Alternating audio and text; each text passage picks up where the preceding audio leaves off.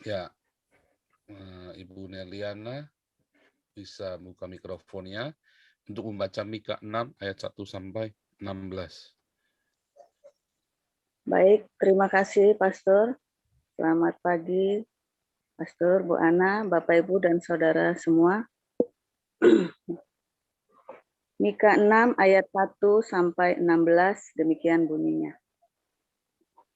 Pengaduan, tuntutan, dan hukuman Tuhan terhadap umatnya. Baiklah dengar firman yang diucapkan Tuhan. Bangkitlah, lancarkanlah pengaduan di depan gunung-gunung, dan biarlah bukit-bukit mendengar suaramu. Dengarlah, hai gunung-gunung, pengaduan Tuhan, dan pasanglah telinga, hai dasar-dasar bumi. Sebab Tuhan mempunyai pengaduan terhadap umatnya, dan ia berperkara dengan Israel. Umatku, apakah yang telah kulakukan kepadamu? Dengan apakah engkau telah kulelahkan? Jawablah aku. Sebab aku telah menuntun engkau keluar dari tanah Mesir, dan telah membebaskan engkau dari rumah perbudakan, dan telah mengutus Musa dan Harun dan Miriam sebagai penganjurmu. Umatku, baiklah ingat apa yang dirancangkan oleh Balak Raja Moab, dan apa yang dijawab kepadanya oleh Bileam bin Beor, dan apa yang telah terjadi dari Sitim sampai ke Gilgal, supaya engkau mengakui perbuatan-perbuatan keadilan dari Tuhan. Dengan apakah aku akan pergi menghadap Tuhan dan tunduk menyembah kepada Allah yang di tempat tinggi? Akan pergikah aku menghadap Dia dengan korban bakaran, dengan anak lembu berumur setahun? Berkenankah Tuhan kepada ribuan domba jantan, kepada puluhan ribu curahan minyak? Aku akan kupersembahkankah anak sulungku karena pelanggaranku dan buah kandunganku karena dosaku sendiri? Hai manusia, telah diberitahukan kepadamu apa yang baik dan apakah yang dituntut Tuhan daripadamu, selain berlaku adil, mencintai kesetiaan, dan hidup dengan rendah hati di hadapan Allahmu. Dengarlah, Tuhan berseru kepada kota, adalah bijaksana untuk takut kepada namanya.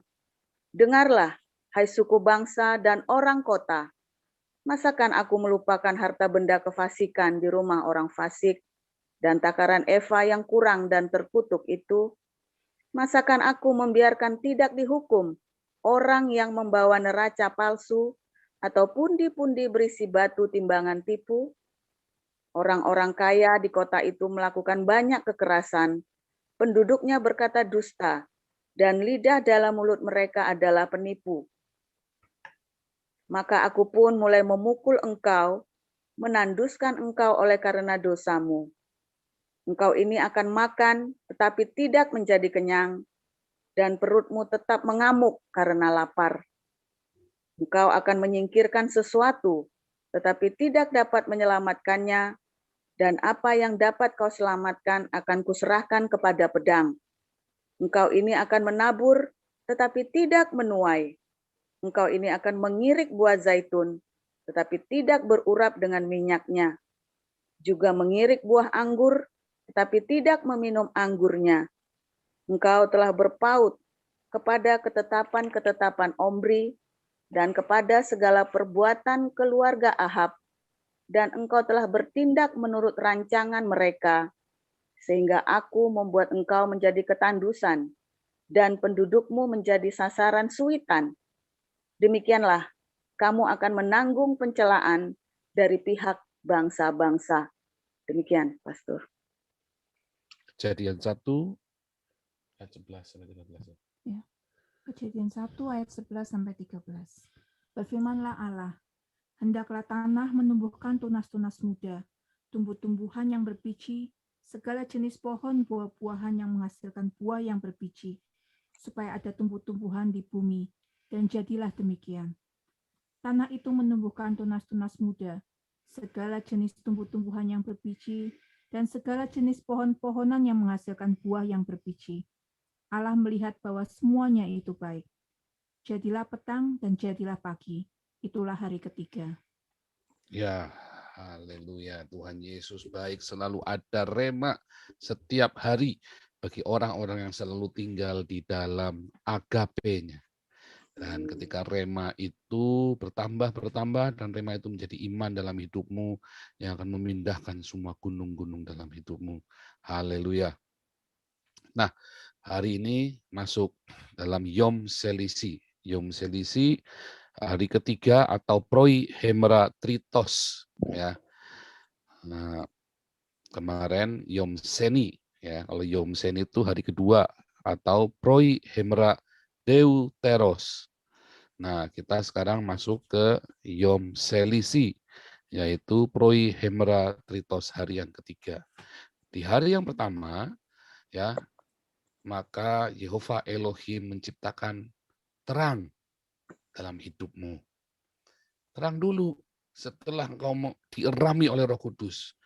Peluk erat-erat kaki Tuhan dalam semua pertobatanmu dari kesombonganmu dan segala kenajisan dosa-dosamu, pelanggaranmu. Kau peluk erat-erat kaki Tuhan Yesus sehingga Roh Kudusnya mengerami hidupmu dan Ia berfirman Yehi or wa Yehi or Yehi wa Yehi. Jadi maka terjadilah. Saat itulah kita bisa melihat jalan setapak di depan kita. Kita mulai memanage ya air yang di atas, air yang di bawah, ya tempat yang kering, tempat yang berkumpulnya air. Kita manage semua problem kita, semua bahaya-bahaya dalam hidupmu, semua masalah-masalah dalam hidupmu. Ternyata simpel sekali, ya. Anda hanya perlu rendah hati. Ketika memanage bersama Tuhan dengan benar, Anda hanya perlu rendah hati. Ya, yang pertama untuk terang ada dalam hidupmu, Anda hanya perlu rendah hati. Tadi kan, vanity is emptiness. Tohu wa bohu wa kosek alpanetehum. Emptiness di dalam kesombonganmu itu ada kekacauan, ada berantakan hidupmu, ada kegelapan yang amat sangat dalam hidupmu. Anda hanya perlu rendah hati supaya waruh Elohim merachefet alpane hamayim, supaya Roh Kudus itu menaungi hidupmu. Anda hanya perlu rendah hati. Di hari kedua, maka yang diperlukan ketika Anda melihat terang itu, Anda juga hanya perlu rendah hati, memanage-nya dengan hikmat Allah, bukan dengan hikmatmu, bukan dengan caramu sendiri, dengan hikmat dari Tuhan. Di hari ketiga, ya, maka ketika kita sudah mendapat terang itu, kita melihat dan kita manage, ternyata masalah-masalahmu itu tidak ada yang perlu ditakutkan. Ya, Anda hanya perlu erat-erat sama Tuhan. Kalaupun harus menjalani apa yang kau tabur dan kau tuai, ya, hal-hal buruk yang kau tabur dan kau harus menuai, menuailah bersama Tuhan, jangan sendirian. Nah, ya, sehingga ketika engkau habis memanage itu, ya, maka engkau memasuki. Dulu engkau menabur dan tidak menuai. Semua kebaikan yang sudah engkau tabur, semua hal-hal baik yang ditabur, itu enggak ada yang kau tuai satupun. Karena semua dicuri oleh iblis. Karena iblis menghancurkan seluruh hidupmu, sendi-sendi hidupmu, enggak ada yang tersisa dihancurkan. Di dalam kesombonganmu, iblis itu bekerja dengan luar biasa, dan dia porak-porandakan. Ingat, Yesus datang supaya kita memperoleh hidup dan hidup dalam kelimpahan. Tetapi ketika kau biarkan iblis itu membajak otakmu dan hatimu, ya, maka pencuri datang untuk mencuri, membunuh, dan membinasakan. Oh, enggak ada yang tersisa. Tidak tersisa. Bahkan harga dirimu pun tidak tersisa lagi. Ya, itu yang terjadi. Makanya di saat itu kau tabur apapun, kebaikan apapun kau tabur, itu tidak ada satupun yang kau tuai. Engkau menabur namun engkau tidak menuai, kata Nabi Mika. Engkau menabur, tapi engkau enggak menuai. Kenapa? Kau punya masalah sama Tuhan. Kau belum beres sama Tuhan, kau belum beres. Makanya Tuhan kasih terang dulu dalam hidupmu. Maka Tuhan perlihatkan jalan setapak itu dalam terang itu, sehingga kau bisa manage hidupmu lagi, bisa memulai lagi, memanage hidupmu, memulai lagi yang baru. Dan harus selalu dengan kerendahan hati. Yang pertama dengan kerendahan hati, yang kedua harus dengan kerendahan hati. Untuk menerima terang kau harus rendah hati. Untuk bisa memulai hidupmu, mengatur hidupmu, minta kerendahan hati, minta hikmat dari Tuhan, bukan dengan caramu. Wah, saya ini sekolah S2 bolak-balik ya. Tetapi saya tidak rendah hati. Sehingga ilmu yang saya pilih, saya ini pengalaman kerja, kurikulum vitae saya itu top-top semua. Tetapi masalah sepele saya nggak bisa selesaikan. Padahal masalah-masalah orang saya beresin semua. Masalah sendiri nggak bisa beres. Keluarga sendiri malah berantakan. Saya dulu konselingin orang, banyak orang-orang diberkati. Keluarga saya sendiri berantakan, saya nggak bisa beresin. Karena saya tidak memanagenya dengan kerendahan hati. Nah, makanya jadi setelah kita bisa memanagenya, kita mulai menabur. Ajaib ya, Tuhan itu ciptakan tumbuhan itu di hari ketiga. Pak, nggak ada matahari loh Pak. Loh iya, memang tumbuhan itu tidak perlu matahari. Tumbuhan itu perlu cahaya, bukan matahari. Bahkan tidak semua sinar matahari itu diabsorb oleh tumbuhan itu untuk berfotosintesis. Ah, Bapak salah nih. Oh, percaya saya. Ya, itu skripsi saya dapat A. Ya, itu skripsi saya itu risetnya di di lab. Ya, itu S1 saya. Ya, di mikrobiologi dan bioteknologi. Klorofil apa itu urusannya saya. Saya ngurusin itu dulu ya skripsi saya. Dan saya asisten dosen buat itu. Jadi tumbuhan itu nggak perlu matahari, tumbuhan itu perlu cahaya. Itulah sebabnya ada greenhouse di Jepang, di Belanda. Itu greenhouse gede-gede tuh ya. Dan nggak perlu matahari. Mau musim salju pun kita bisa nanam tanaman musim panas. Di greenhouse kenapa nggak perlu matahari? Kita hanya perlu cahaya yang dibutuhkan oleh tumbuhan tersebut. Nah, maka itu dari mana cahayanya? Kan tadi di awal kita tahu ada fusi, ada tumbukan, ada ledakan, ada Big Bang, semua itu menghasilkan cahaya semua. Meteor-meteor yang menimpa bumi itu jatuh, itu cahaya semua tuh. Dan tumbuhan hanya perlu itu. Tentu tidak langsung tumbuh jadi pohon. Selalu dari mulai sel, tumbuhan bersel satu. Dari tumbuhan bersel satu, kemudian dia berevolusi, dia menjadi tumbuhan yang lebih kompleks, bersel majemuk, dan tumbuhan akhirnya jadi pohon. Dan akhirnya pohon itu berbuah dan berbiji. Ada yang hanya semak-semak, ada yang bisa berbuah dan berbiji. Dan biji itu jatuh ke tanah dan tumbuh lagi, biji jatuh ke tanah, tumbuh lagi. Itu namanya menabur dan menuai, ganti musim demi musim. Terus ada tabur, ada tuai. Ada tabur, dia selalu tuai. Tetapi mengapa kita menabur tidak menuai? Karena kita ada yang belum beresin sama Tuhan. Di saat terang itu datang dalam hidupmu dan kau bisa melihat terang benderang dan kau bisa tata hidupmu kembali. Ya jam doamu dibenerin saat itu. Makanya rajin doa fajar sama-sama ya. Nggak, Anda nggak sempat sampai selesai, ya pokoknya awal hidupmu 1 jam pertama dengan doa fajar. Cari Tuhan dulu. Ya, kita sama-sama memuji Tuhan. Pak, Yesus nggak menyanyi, siapa bilang? Yesus itu menyanyi, baca Matius 26. Sebelum mereka pergi ke Getsemani, setelah mereka memakan perjamuan malam Paskah, ya Yesus itu nyanyi, baca di Matius 26 ayatnya, cari sendiri. Daud menyanyi, ya, Musa menyanyi. Alkitab kita penuh dengan nyanyian dan pujian, penuh dengan alat musik. Tapi dirusak oleh nabi palsu yang hanya bisa melolong-lolong. Karena nabi palsu suaranya fales, jadi hanya bisa melolong-lolong, nggak bisa nyanyi. Kalau ada nabi yang tidak bisa bernyanyi, karena itu memang alat musik itu dirusak. Musik pujian itu dirusak oleh iblis di dalam Yesaya 14 ayat 12. Nah, nanti kalau lihat, kalau baca ya, iblis itu dibuang, dipecahkan ke bumi, ya, Yesaya 14 itu terus ya, nanti dengan membawa alat musik. Maka musik itu dirusak. Saya pernah bikin satu artikel, sayang Facebook saya sudah diblok ya. Itu saya bikin artikel tentang alat musik apa saja yang dihancurkan oleh iblis. Dia akan buat musik itu rusak atau buat engkau benci dengan musik. Sehingga engkau nggak bisa menikmati musik dengan normal lagi. Anda cuma tahu suara perang aja itu. Seperti Yosua sama Musa waktu turun dari Gunung Sinai. Aku mendengar suara perang. Nggak taunya orang Israel aku menyembah berhala sambil dumbrang, dumbrang, dumbrang, dumbreng, dumbreng. Oh, Sarimi pergi ke pasar, dumbreng, dumbreng. Itu lagi menyembah berhala mereka. Wah, dikira perang. Suaranya seperti suara perang. Anda lihat ya, kalau sekelilingmu itu seperti suara genderang perang gitu. Karena mereka hanya tahu perang. Bunuh, bunuh, bunuh, bunuh. Tuhan, iblis itu merusak musik itu yang tadinya untuk kemuliaan Tuhan dipakai untuk memotivasi orang buat bunuh orang. Ya, kedua, iblis membuat kita tidak suka dengan musik. Ketika musik itu dibikin kacau balau sehingga merusak hidupmu. Dibikin sama iblis. Ingat, pencuri datang untuk mencuri, membunuh, dan membinasakan. Dan musik yang paling pertama dipakai, dirusak. Musik yang indah, musik yang merdu itu mulai diabaikan.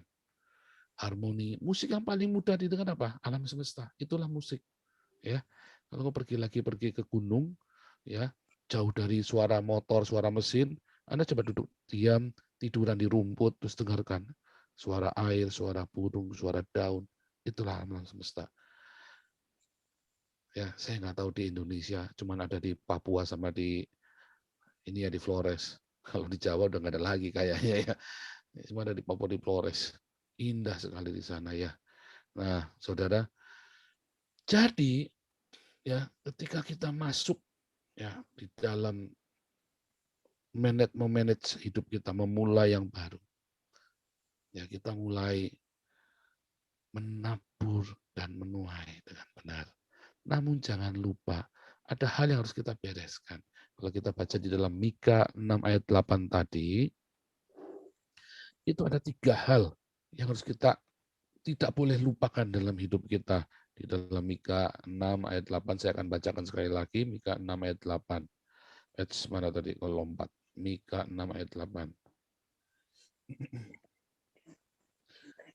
Lihat ya, Mika 6 ayat 8. Hai manusia, telah diberitahukan kepadamu apa yang baik dan apakah yang dituntut Tuhan daripadamu. Berlaku adil, mencintai kesetiaan, hidup dengan rendah hati. Kata berlaku adil berasal dari kata tali sifat, garis lurus, tegak lurus, nggak kompromi dengan dosa.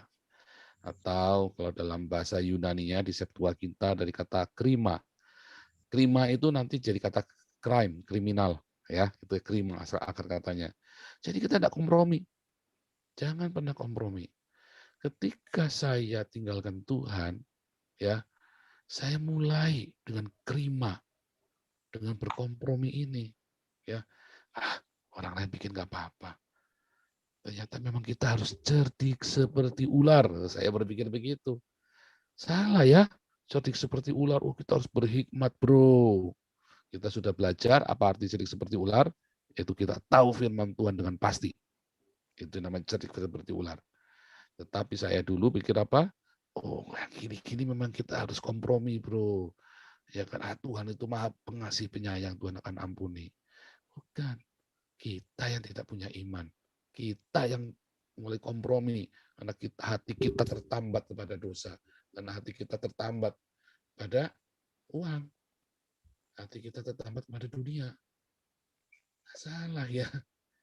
3 tahun itu memang masa-masa yang gila buat saya. Hati-hati Anda jangan mulai kompromi. Bapak bayar pajak, hati-hati jangan kompromi. Jangan pernah kompromi dengan kesalahan-kesalahan. Hidup saya hancur, tidak benar-benar hancur seluruhnya ketika saya kompromi. Ketika saya tidak kompromi, bahkan saya sudah di dalam penjara pun bisa lolos, bisa menang pra-peradilan, menang saya, nggak pakai duit lagi. Ketemu bisa polisinya jujur semua, ya jaksanya jujur, jaksanya bilang ini nggak bisa disidang.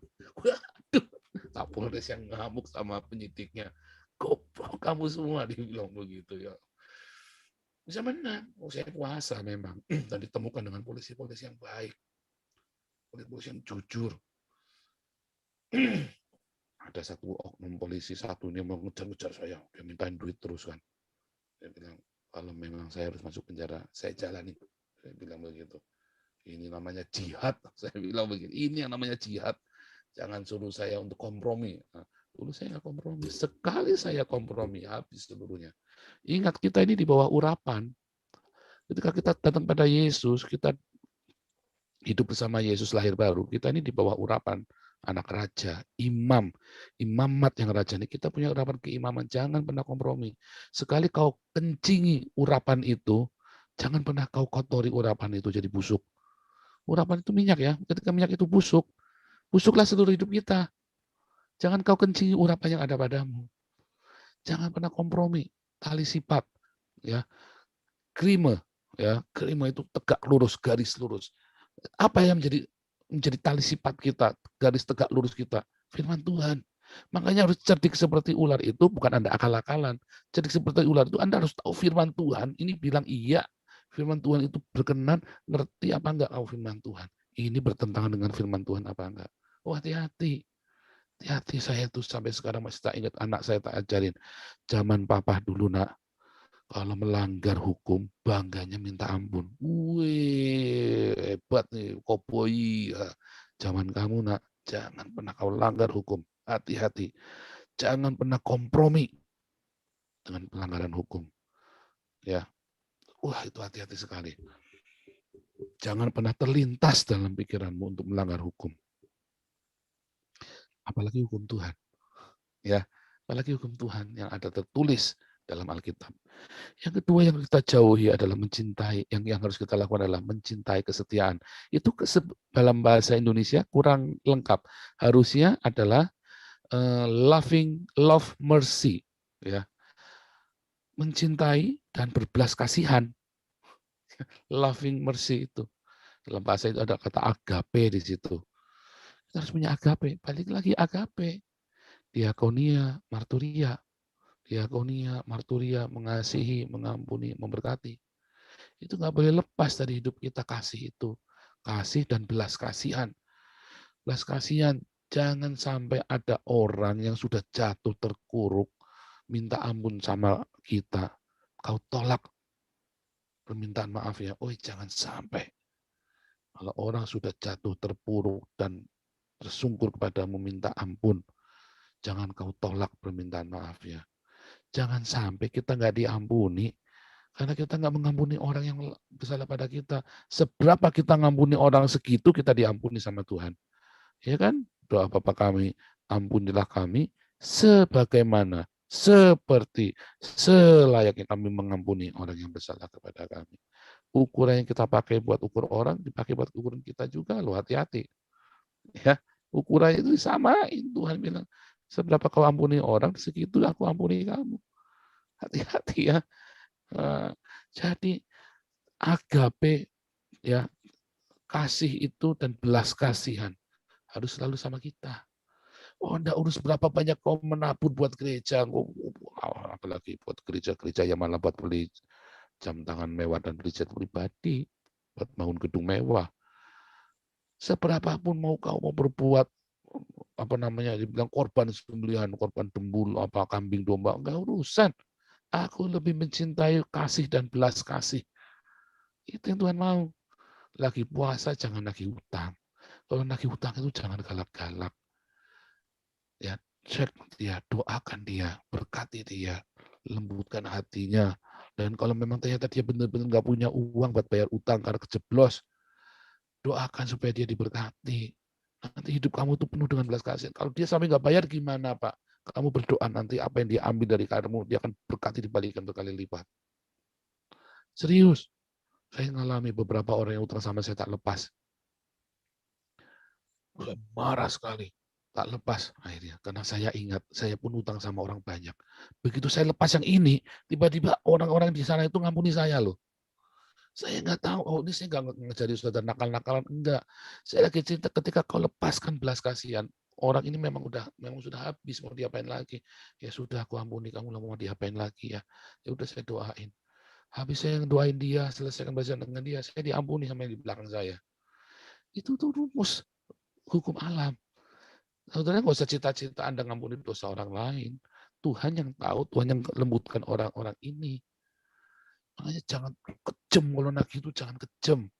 Aduh, saya ini goblok sekali, dulu saya tuh tahu hukum ini padahal. Tetapi saya nggak lakukan. Setelah saya ngerti, saya balik, saya lakukan. Aduh Tuhan, nggak taunya gampang banget Tuhan. 3 tahun saya tinggalkan Tuhan, goblok banget saya. Jangan sampai Anda juga bodoh seperti itu. Kenapa? Karena dari awal Anda sudah kompromi. Dari awal Anda hidup tidak di dalam terang, kau hidup dalam kesombongan, kau tidak mau merendahkan. Satu, kerendahan hati. Yang kedua, kerendahan hati. Yang pertama, untuk mendapat terang Anda harus rendah hati. Untuk memanage kembali hidup Anda harus rendah hati. Yang ketiga, lihat ya, hidup dengan rendah hati. Hidup rendah hati lagi ketemunya. Rendah hati, rendah hati, rendah hati. Kalau Alkitab sudah bilang 3 kali, itu berarti penting banget. Kalau Alkitab sudah nulis 3 kali, itu berarti penting banget. Jangan hati-hati. banyak masalah dalam hidup kita karena kita tidak rendah hati. Dan banyak doa-doa terhalang karena kita tidak rendah hati. Banyak pekerjaan-pekerjaan kita tidak beruntung karena kita tidak rendah hati. Rendah hati, rendah hati, rendah hati. Ya, kita hancur karena kita tidak rendah hati. Kita kehilangan, kita hancur jasmania kita. Bumi kita ini, haaretz kita ini hancur karena kita tidak rendah hati. Tetapi Mazmur 37 katakan, orang-orang yang rendah hati mewarisi bumi. Baliklah gitu.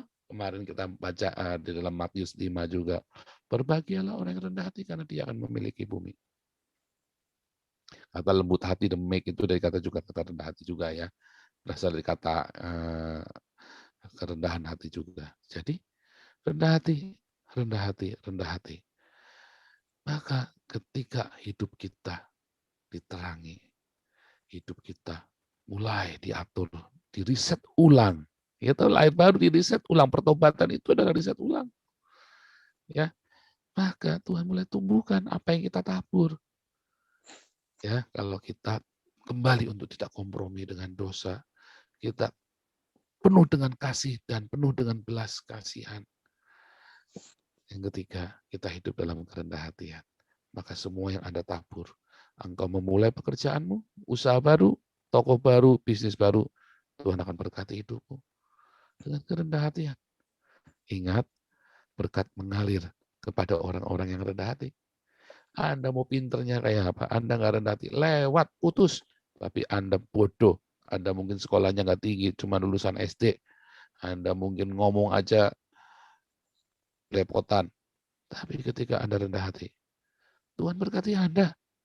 Rendah hati itu bukan masalah Anda sekolahnya apa. Rendah hati itu bukan masalah modalnya berapa. Keberhasilan itu bukan masalah sekolah dan keberhasilan itu masalah kerendahan hati. Bukan rendah diri ya, bukan minder, tapi rendah hati. Ya, sikap yang rendah hati. Nah, lihat di doa fajar yang judulnya berbahagialah orang yang rendah hati. Orang yang rendah hati mewarisi bumi. Nah, lihat di topik itu ya. Kiranya rema dari Tuhan Yesus Kristus membuat engkau mengalami terobosan. Ketika engkau rendah hati, maka hubunganmu dengan suamimu, dengan istrimu dipulihkan. Dengan anakmu, dengan orang tuamu dipulihkan. Dengan banyak masalah-masalah dalam hidupmu bisa diselesaikan. Kiranya kerendahan hati yang dari surga membuat engkau bisa mencapai kemuliaan Tuhan Yesus Kristus. Semakin rendah hati, semakin engkau dekat dengan kemuliaan Tuhan Yesus. Ya, kalau orang dunia saja, Rocco Emile bisa berkata, how low can you go? Kita nggak bisa. Tapi kiranya rema dari Tuhan Yesus memampukan kita semua untuk makin rendah hati, rendah hati, rendah hati, rendah hati, sampai kita serupa dengan Yesus Kristus. Haleluya, amin.